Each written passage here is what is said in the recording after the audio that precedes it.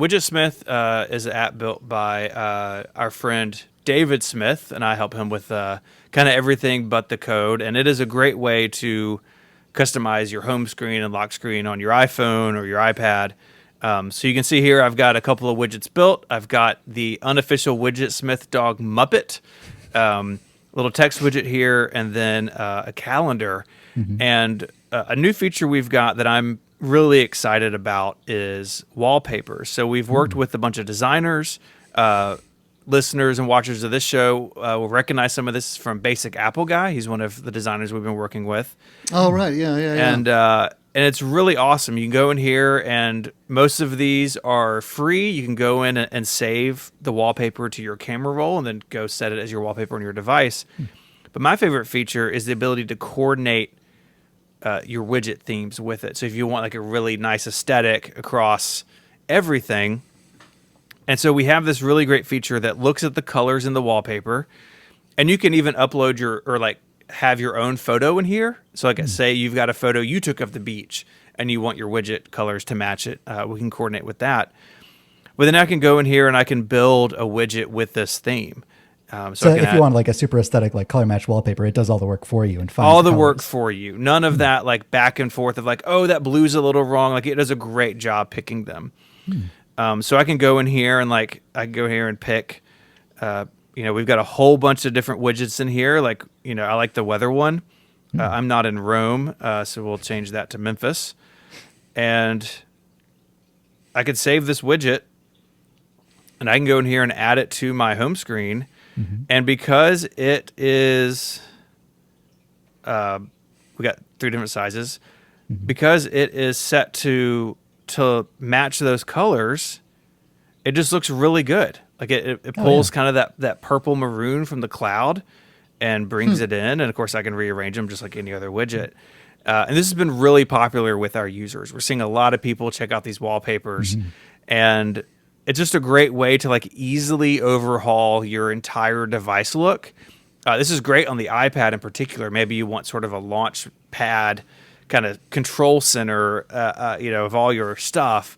So you can have your calendar and a big weather thing, and it all matches your wallpaper and looks really good. And it takes all the guesswork out of trying to get these things kind of in tune, right? We've all had that with app icons or a widget, and you put it on your home screen. It's like, oh, that really clashes, or maybe there's not enough contrast, and it kind of gets lost.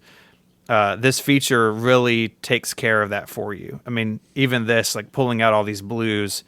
The first time I saw this working, when David sent me the first prototype, I was just blown away. And it's all done on device instantly. It is really cool. And does it work with like the built-in like system wallpapers? Like if you have, the stock iOS 26 wallpaper, will it be able to pull that out for you, or? Yeah. So like with that, Apple doesn't make it easy for developers to get to those wallpapers actually. But if, like y'all and a bunch of people, like, if you save that image, then you can go in here and you can coordinate a theme based on a photo in your photo library.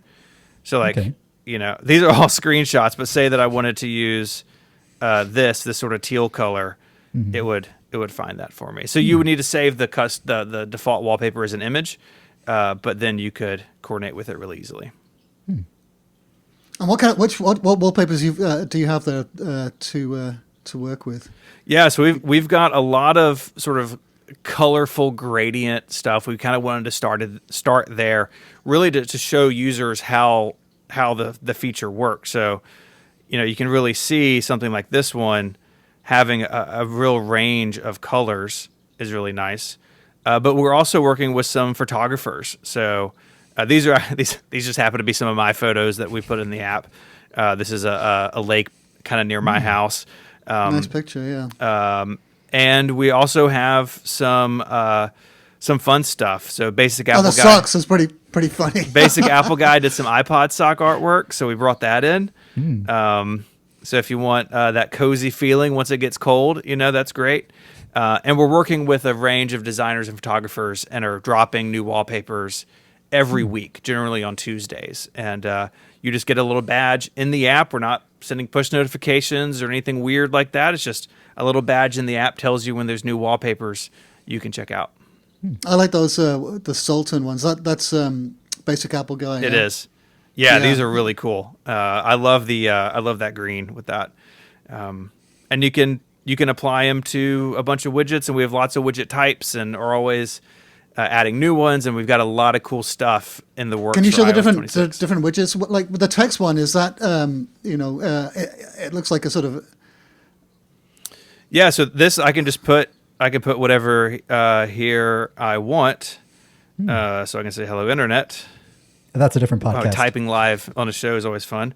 And then we have a lot of themes. And so here we have themes based on the iPhone 16 colors. You know, that awesome ultramarine color we were talking about earlier. The system colors, but then lots of other themes. So here we've got autumn leaves. And say I wanted to customize this and change the font, or if I wanted to change the tint, like say I wanted that to be pink, or I wanted it to stand out a little bit less and go with the sort of that autumn color. Lots of backgrounds, different borders we can apply. So system colors, and all the way down here at the bottom, we actually have a custom color picker. So you can whoop, or if you have like a hex value of a color you like, you can just copy and paste that from the internet or type it in. And so you can really customize these things really nicely, and lots of different types, lots of clocks, lots of weather. Some of my favorites are the pollen counts. Someone who has seasonal allergies, I always have these, in the spring. That's a great idea. And then some activity and step counting, reminders. So I can go in here and say actually, if I had reminders set up on this phone, this is kind of a test phone, so I don't have any reminders on here. Have my to-do list in here. Lots and lots of options. It's really great. I saw you had tidal, tides. Yeah. What about the photo one? Is that, you said the official dog of Widgets? Yeah, that's Muppet. It's just a stock photo that we've had forever. So you can select a photo. We have photo collection as well, so you can go in and add. You could add multiple photos, and the system will just kind of throughout the day, this widget will cycle between these photos. And so I've got one of these on my personal phone with about a dozen photos of my wife, and it's every kind of throughout the day, over time, I get a different photo in that widget. And Apple's official photos widget won't let you be that nitpicky with it. Like, That's I think right. you can pick an album, but this lets you pick specific pictures. That's right. I like Apple's photo widget, but if you want something really specific, like maybe you've just had a baby, or you want a picture of you and your granddad fishing, whatever it might be, it's really nice to go in here and build your own collections, to have full control over that. Because Apple's, you're kind of left up to their system, and maybe you've had the experience I certainly have of going and telling, actually I don't want that photo in the widget, right? And they have a feature for that, like feature this person less. With Widgetsmith, you have full control over what shows up there, which is really nice. And one of the other features is that you can set it for different times of the day. Is that correct? So that you can see different widgets at different times? That's right. So say that we've got say we've got a photo widget here, and I'll just pick my little cartoon version of myself. And if I go up to settings up here at the top, there's a timed widgets section. And so I can go in here and I can say, between 8 and that's cool. 8 and 6, I want that, that photo of me. But then I want, kind of the rest of the day, maybe this is work hours and off work hours. And maybe during work hours, I want, instead of a photo, maybe I want my calendar there, because maybe I'm always referencing really that. And it's in the day. same widget, so you don't have to go flicking through a smart stack. Because That's I right. find the smart stacks to just be incredibly irritating. Yeah, it's the same. It's the same widget. So in this case, between 6 and 7, the way I did this just on the fly would show my calendar, and then between 8 and 6 would show this little cartoon character me, and I can pick a third one up here. But you're right; it's the same widget. So if that widget, is on your home screen, or maybe on that today view, at the set time, it will flip over to that different type, and you can pick between any different type. So I could have a photo, a calendar, and then, maybe for that other time, maybe I wanted the temperature, temperature high and low. And that one widget will take on those different functionalities throughout my day. I use this one a lot for, I've got on my personal phone, I have during the workday, I have a time zone widget because everybody I work with is in a different time zone. Then in the evenings, it's a family photo. And for me, that's just like a bit of a reminder of like, okay, I'm not at work right now. Like it can really set the tone of your home screen just by setting up a timed widget or two. Cool that you have it set to your family instead of like the opening times of the local bar. Or happy hour specials and stuff like that. And we've got countdown widgets. So, if you want to count down to that when it opens, you can see that too. And so I presumably each widget can be timed. Is that right? So if you have 3 or 4 widgets on your home screen, each one could be set to a different thing. Absolutely. Yeah, very cool. Yeah, it's very great. Cool. That's a really great feature. Well, I don't really do anything with my widgets, I've got to be honest. I've hardly touched them. Like you said, the smart talk I found annoying. Yeah. But I know a lot of people do use widgets for a lot of useful things, and this really seems like a good way to do it. In fact, I'm more interested in doing it on my iPad, I think. It's great on the iPad. And the iPad, you also get an additional size. You get the extra large size, which is like really big. And, my iPad, I've got one screen that's just my apps, and then I have a second screen that's basically all widgets. And so if I want to see my to-do list or my calendar or some photos really quickly, I can do that. And it's great if you have your iPad kind of at your desk throughout the day. It's like a sort of just a secondary device and like kind of build like a little control panel. Yeah, exactly. That's a great idea. That's a really good idea. Have you actually? I've got an old iPad. I always want to kind of mount it on the wall and have that sort of do that kind of thing. Have an information display. Yeah, that sounds like a really good way to do that. What's that fuzzy time one there? Is that just the time fuzzy or? Yeah. So it's so if I set my location in Memphis, so right now it's 12:24. So fuzzy time is 25 past 12. If you don't need to be that exact about your time. Oh, it's pretty fun. I personally, fuzzy time is not for me. I want the exact time, but a lot of people live a more relaxed life than I do. Yeah, whenever people ask me the time, I always say, it's 10 after or whatever. Yeah. I round it up or round it down. See, perfect for you. I'm a fuzzy time sort of person. That's right. Very cool. Can you show me a few more widgets? What other things can you do with it? Yeah, let me show you the action widgets. This is something we built last year based on the actions that applications and like X callback URL, sort of that section of iOS. And so we have a lot of actions built in. So it's just a widget type. I can go in here and I can say I want action, and then I can choose an action from this list. And so say that I want to I want to have one that opens 1Password.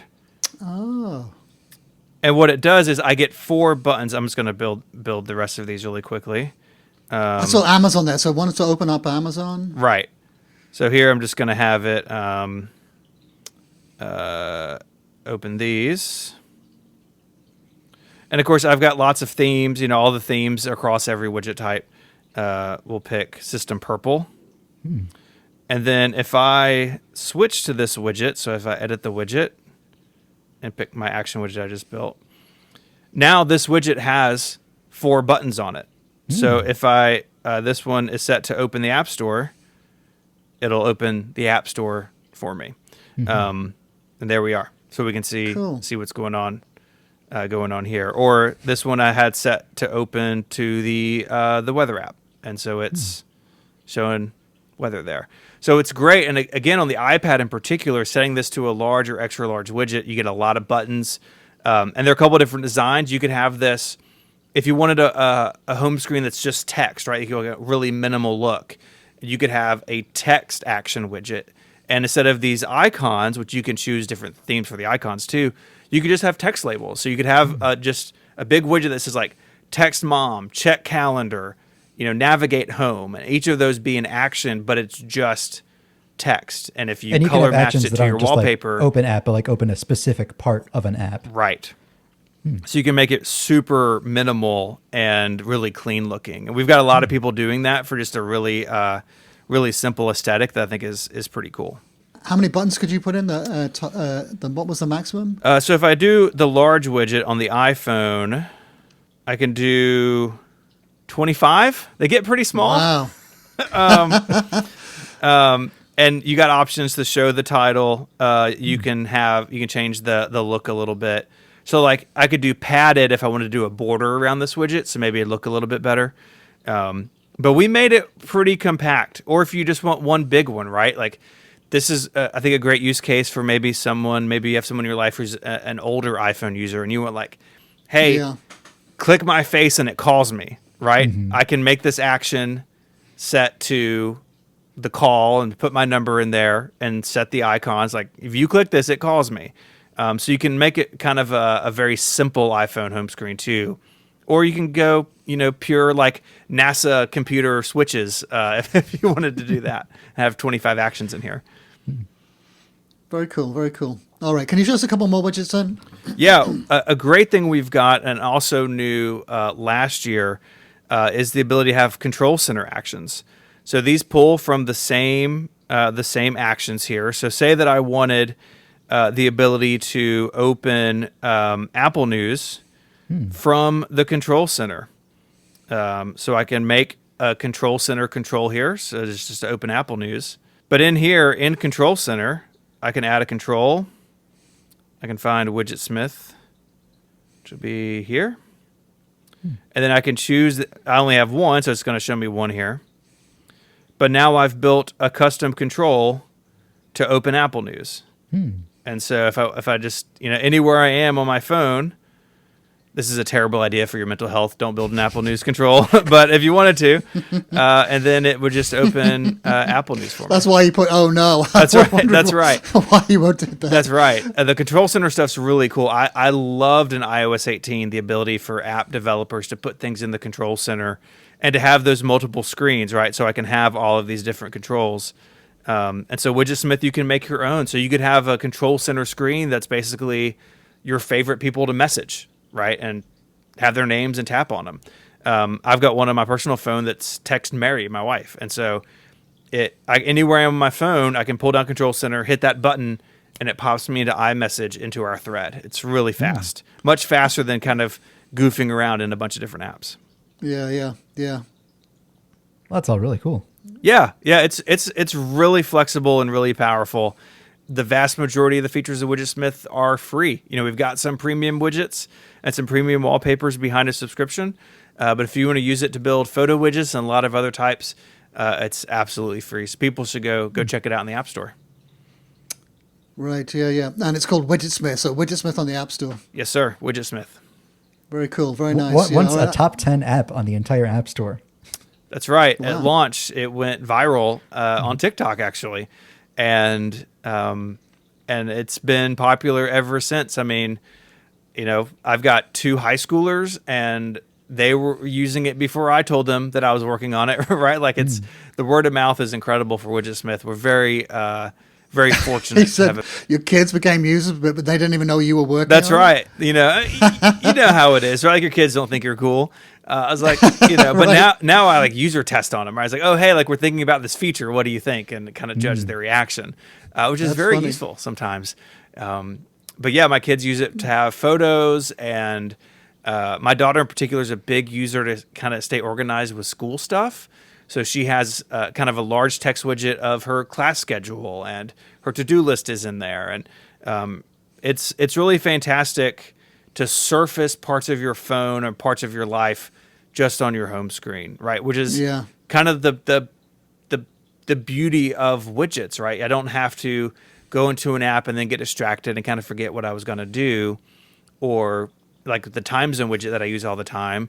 I don't trust myself to do that math, especially times of year where the U.S. and other countries, our daylight savings times don't line up, which is Right.